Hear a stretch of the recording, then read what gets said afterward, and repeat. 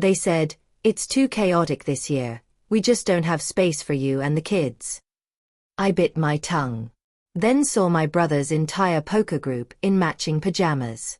I snapped a photo of the wrapped gifts on our couch and sent, "We'll make space elsewhere." Minutes later, my mom called over and over. Then my dad showed up at my door. Without thinking twice, I was standing in the kitchen, phone pressed to my ear, when my mom said it. Word for word, "This year is too chaotic. We just don't have room for you and the kids." I didn't say anything back. I just bit my tongue so hard I thought I tasted blood.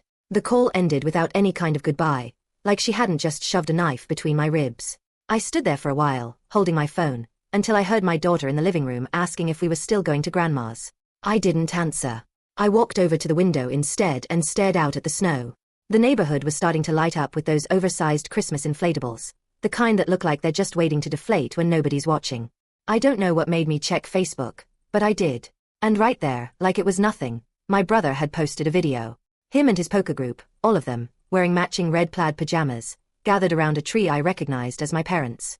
There were drinks, gifts, laughter. One of the guys even waved at the camera like some smug extra in a holiday commercial. I snapped a picture of the gifts still sitting wrapped on my couch. Then I sent it to the family group chat. No caption except, "We'll find a place somewhere else." That was when my phone started buzzing. First my mom, then again. Then again. I didn't pick up. 15 minutes later, someone knocked on the door. I looked through the peephole, expecting maybe a neighbor. It was my dad. I should have ignored it. Instead, without thinking, I unlocked the door. My daughter ran past me before I could stop her, grinning. She looked up at him and said, "Grandpa, why don't you want us anymore?" He froze. He didn't even look at me, just stared down at her like his brain couldn't compute what she just said. That's when I noticed his other hand. He was holding something behind his back. At first I thought it might be a gift or something he brought to soften things. But when he stepped inside without asking, I saw it was an envelope, one of those thick ones with a clasp.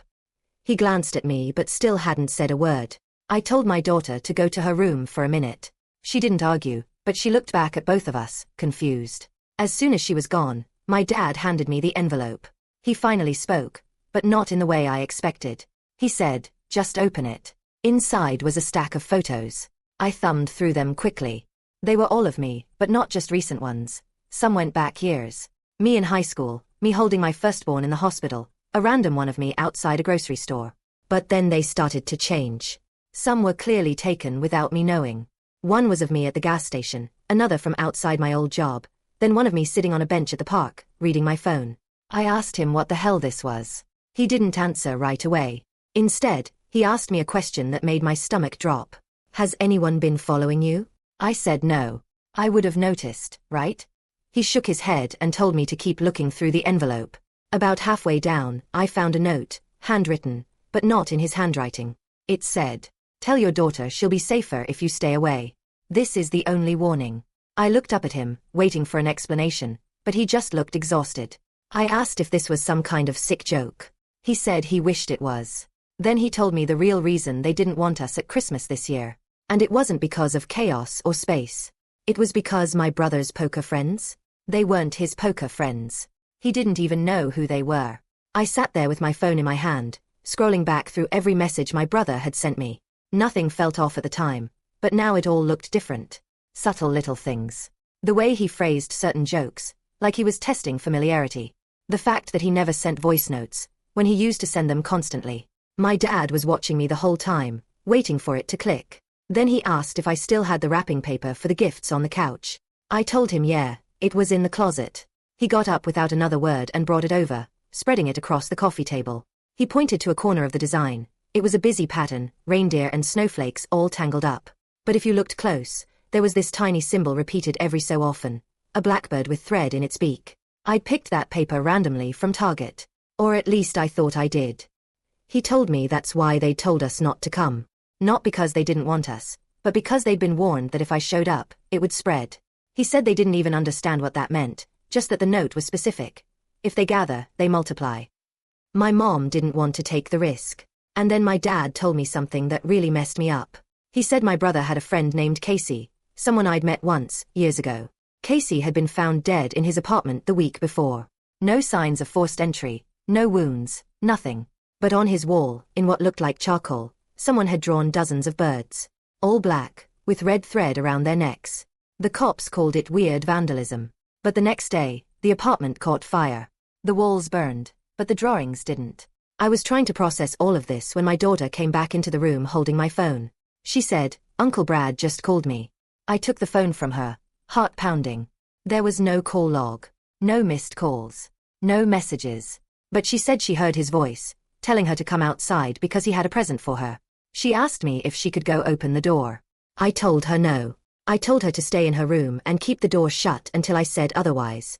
She looked confused but didn't argue. As soon as she was gone, my dad stood up and went to check the front door. I stayed a few steps behind, not wanting to get too close. He pulled the curtain aside just a little. There was nobody there. At least that's what I thought until he pointed lower. Someone had left something on the welcome mat. It was a small box wrapped in the exact same paper that was sitting on my coffee table. Reindeer, snowflakes, and that hidden little blackbird. My dad told me not to open the door, not even to touch it. He pulled his phone out to take a picture, but then he just stood there frozen, staring at the screen. I asked what was wrong, and he just turned the phone so I could see. The screen was black, like the camera couldn't pick anything up. Then it flashed once, just for a second. In that flash, something else was on the porch. I barely saw it before the screen went black again, but it wasn't human. It was tall, thin, with limbs way too long, like it was crouching but still nearly reaching the top of the doorframe. Then it was gone. I was about to say we should call the cops when my dad shook his head and told me something else. Something he hadn't told my mom, apparently. 2 nights ago, he'd seen the same shape. Not at his house, but in the backyard of mine. And now it wasn't just outside. We heard the back door unlock. Neither of us had touched it. My dad bolted toward the back, but I was already moving faster than I thought I could, grabbing my daughter from her room and locking us both in the bathroom. I didn't hear anything for a while. No footsteps, no talking, just nothing. Then my dad knocked softly on the bathroom door and told me it was him. I cracked it open and saw his face, pale but alone. He told me there was nobody inside. The back door was wide open, but nobody was in the yard either. But on the kitchen table, there was something new.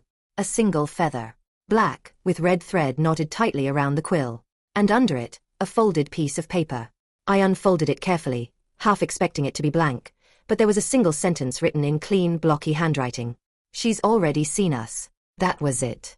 I didn't want to ask what that meant, but I knew. It was my daughter. She'd heard the voice, seen something I didn't. And the worst part? When I looked at her, she wasn't scared. She was smiling. She told me she'd already opened the present. But we never opened the door. I asked her what she meant, but she just kept smiling and said it was a secret. She didn't even have anything in her hands. Nothing I could see anyway. My dad said we needed to leave the house immediately. But when we stepped outside, the box on the porch was gone. Not a scrap of paper left. Not even the imprint where it had been. We packed what we could and stayed at a motel that night. My daughter fell asleep right away, but she kept mumbling in her sleep, whispering numbers over and over. I tried writing them down, but they didn't make sense. In the morning, she didn't remember any of it. But when I went to grab my keys from the motel dresser, there was a black feather lying next to them. This time, the thread wasn't red. It was gold.